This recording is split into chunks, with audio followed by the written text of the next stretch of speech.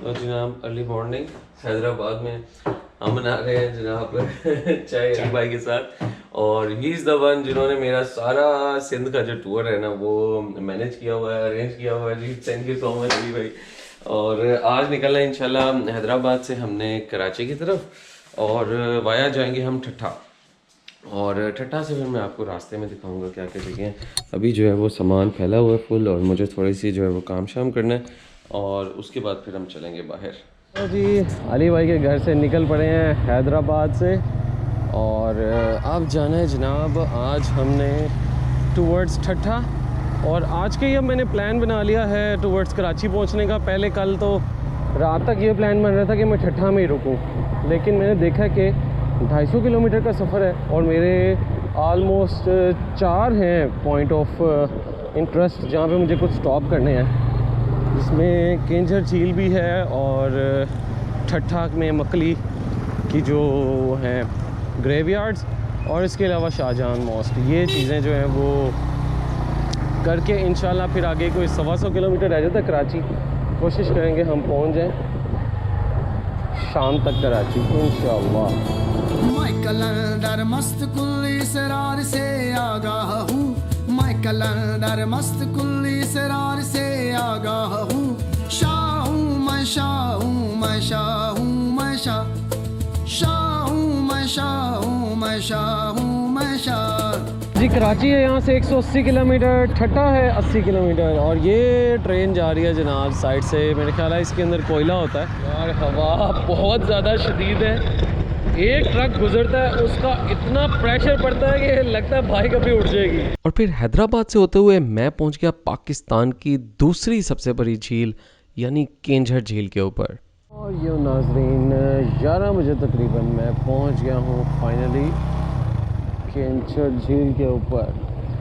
तो जनाब 30 रुपीज़ है यहाँ की एंट्री टिकट और अब हम चलते हैं नीचे इसके पहले पॉइंट पे। 2 पॉइंट्स हैं इसके, उसमें है एक पॉइंट है आगे 1 किलोमीटर आगे, वहाँ से कश्तियाँ वगैरह चलती हैं और एक पॉइंट ये भी है।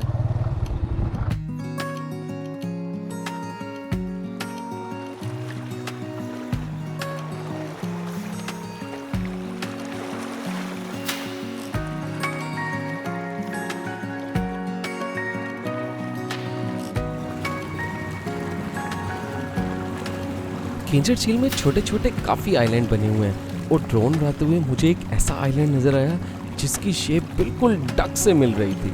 सो presenting you the duck island of Keenjhar झील।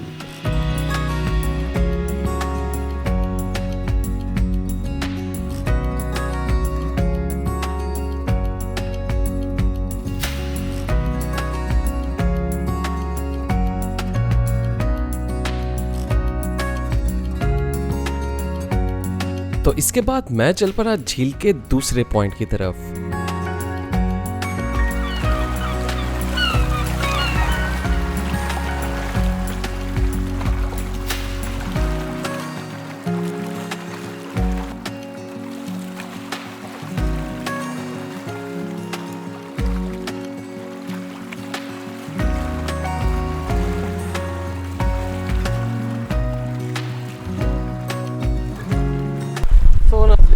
मैं आ गया हूँ अब केंझर झील के दूसरे पॉइंट के ऊपर।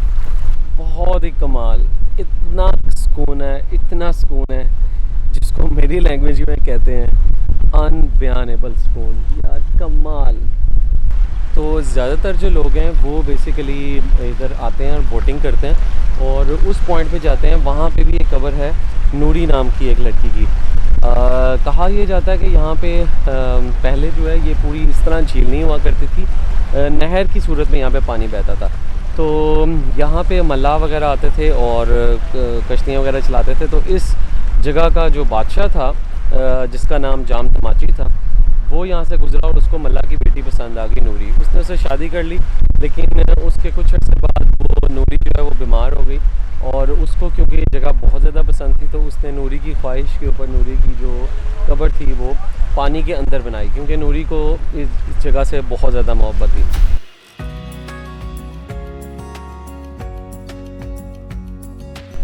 ओके जी, so that was all about Keenjhar झील। मज़ा आया, लेकिन अगर आप यहाँ पे आके खाना पीना करें ना, बारबेक्यू करें या कोई भी एक्टिविटी करें, फिर मेरे ख्याल है यहाँ पे ज़्यादा मज़ा आएगा। और फिर मैं यहाँ से चल पड़ा तीसरे पॉइंट की तरफ। ये है तीसरा पॉइंट। साईं क्या बेच रहे हो? अमरूद बेच रहे हो मसाले के साथ? किस तरह देते हो? अच्छा, मुझे पाओ तो नहीं, 2 अमरूद खिला दो, जितने मर्जी पैसे ले लो, जो बेहतर लगता है। भाई जैसे मैंने आप सबको बताया था कि जब भी आपने कोई जगह विज़िट करनी हो, आपने लोगों से ज़रूर खाना होता है कुछ ना कुछ। झील के किनारे बैठ के अमरूद खाते हैं। ये मैं तीसरे पॉइंट पे आया हूँ बेसिकली, और ये एक छोटा आइलैंड है। याद रहेगा मुझे ये अमरूद, और याद रहेगा मुझे इस किनारे पे खड़े होकर ड्रोन शॉट्स लेना।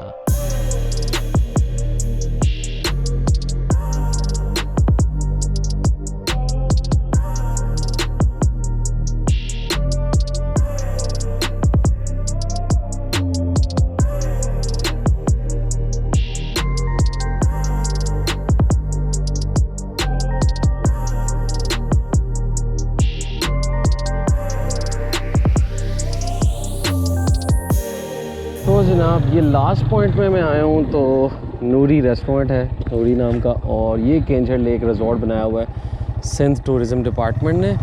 चेक कर लेते हैं इधर क्या क्या फैसिलिटीज़ हैं, लोगों से पूछ लेते हैं। दिस इज़ खूबसूरत। अच्छे बने हुए हैं जनाब, कमाल है भाई। कराची के क्लिफ्टन से तो बेहतर ही है कलर पानी का भी और हवा वगैरह भी जनाब। ठीक है, ये सोफ़े और ये टाइल्स, इधर ये मिनी किचन है।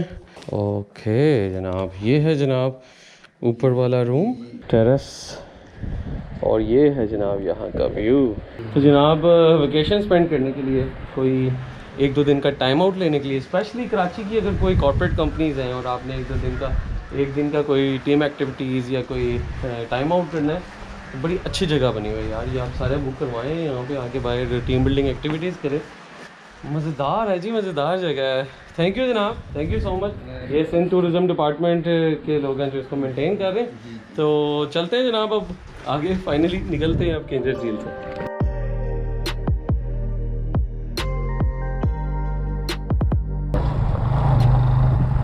उधर है, हो गलत आ गया।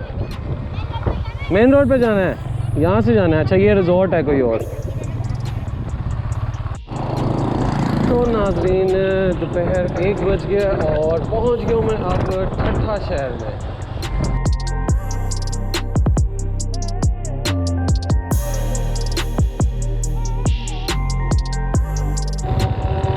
तो जी ये आ गया जनाब शाहजहान मॉस्क। ज़ोहर का टाइम भी हो गया, तो नमाज भी इधर ही पढ़ लेते हैं। सिंधु माई तू हल हलों कारे लाड़ो तर सिंध जो थर आई भिटाई आए। तो जनाब ये है शाहजहान मॉस्क, जो कि ठट्ठा में बनवाई शाहजहान मुग़ल एम्परर ने, जब वो अपने फादर के साथ एक पेट्रेल करके आ रहा था सिंध में। और जब वो सिंध में पहुंचा, यहाँ पे उसको सिंधी लोग बहुत पसंद आए और उसने सिंधी लोगों को एक तोहफे के तौर पे ये इमारत इन द फॉर्म ऑफ एक मॉस्क यहाँ पे गिफ्ट की।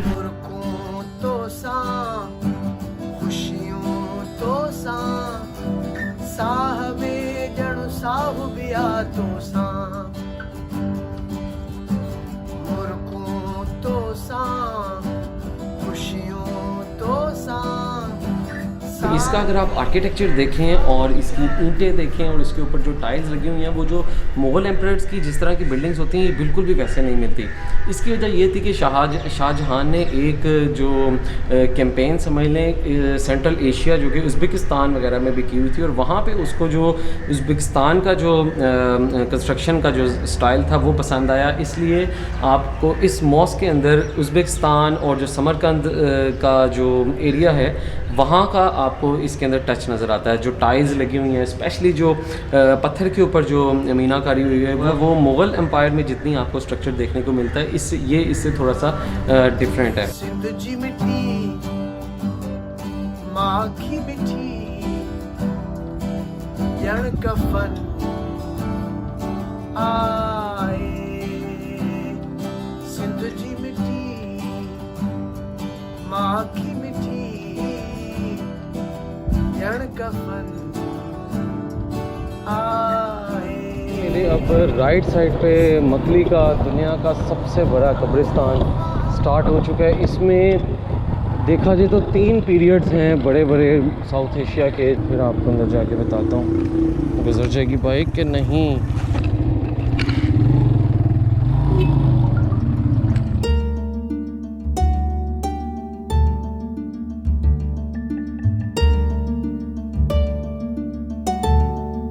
मकली नेक्रोपोलिस दुनिया का सबसे बड़ा कब्रिस्तान है जो ठट्ठा शहर में एक टीले पे बना हुआ है।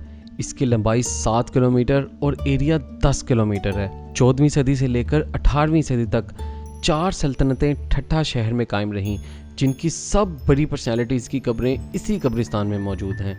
इसमें सबसे पहले समा पीरियड, फिर आर्गोन, फिर तरखान पीरियड और आखिर में मुग़ल पीरियड की कब्रें शामिल हैं। कब्रिस्तान ये बहुत बड़ा था, इसलिए मैंने बाइक के ऊपर ही पूरा राउंड लगाया और उस ज़माने के बड़े बड़े नाम और बड़े बड़े मज़ार देखे जिनको शायद आज कोई जानता भी नहीं। खैर, मकली कब्रिस्तान की ये हिस्ट्री देखने के बाद मैं तेज़म तेज़ बाइक चला के पहुँच गया कराची।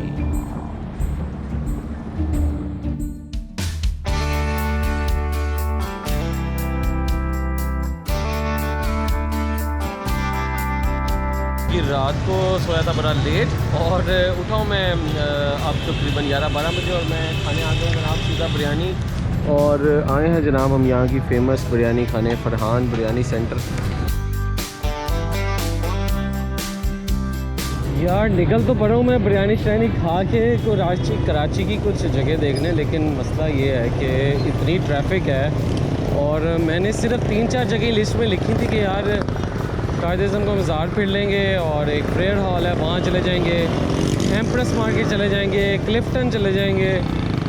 लेकिन भाई ये ट्रैफिक तो मुझे लगता है ये 3-4 जगह भी नहीं पूरी होने देगी। अब आरिफ भाई की शॉप के ऊपर मैं आया हूँ ऑयल चेंज करवाने और आरिफ भाई ने जो है मुझे पहचान लिया और उन्होंने अपने मोबाइल में दिखाया कि उन्होंने मेरी वीडियोज़ जो है वो डाउनलोड करके रखी हुई हैं। इन्होंने देखते ही जो है लोगों मुझे पहचान लिए। तो व्हाट अ कॉन्सिडेंस जनाब, कहाँ से आते आते जो है ना वो इनके पास में ऑयल चेंज करवाने आए और he is my regular follower. तो जनाब बस ये ऑयल शॉयल अब चेंज हो जाए और फिर हम ज़रा इसके बाद घूमेंगे यहाँ पे अपना आज कराची।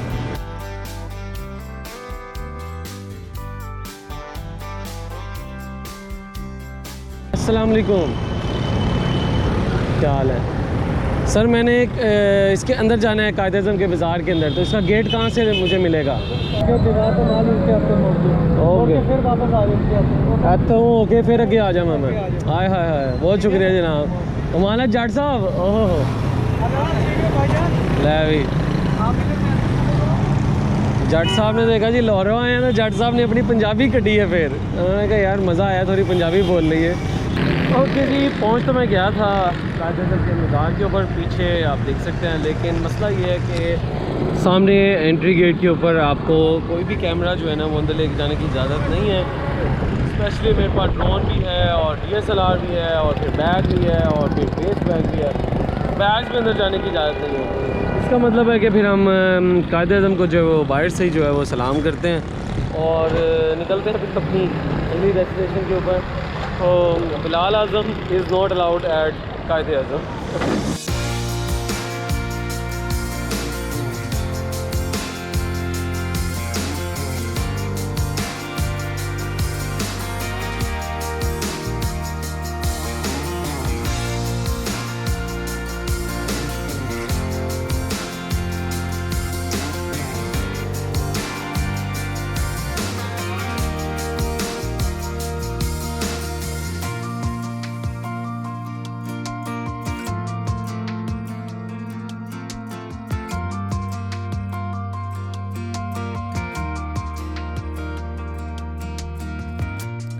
और पूरा दिन कराची में गुजारने और साहिल समुंदर पे सनसेट एंजॉय करने के बाद मैं आ गया लालू खेत में, जहां हमारे काउच सर्फिंग कम्युनिटी के एक बहुत अच्छे फेलो कामरान भाई ने मुझे खिलाई नल्ली वाली बिरयानी।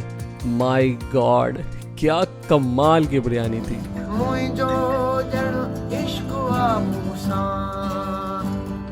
सिंध जी मिठी माँ की मिठी यार कफन आए। So guys that was end of Sindh series. I hope आप सबको बहुत पसंद आई होगी। सो वीडियो देखने के बाद लाइक का बटन दबाना मत भूलिएगा। और नेक्स्ट सीरीज मेरी स्टार्ट होने जा रही है अब बलोचिस्तान की, तो सब्सक्राइब का बटन दबाना भी मत भूलिएगा ताकि आपको अगली नई आने वाली वीडियो का नोटिफिकेशन टाइमली मिल सके।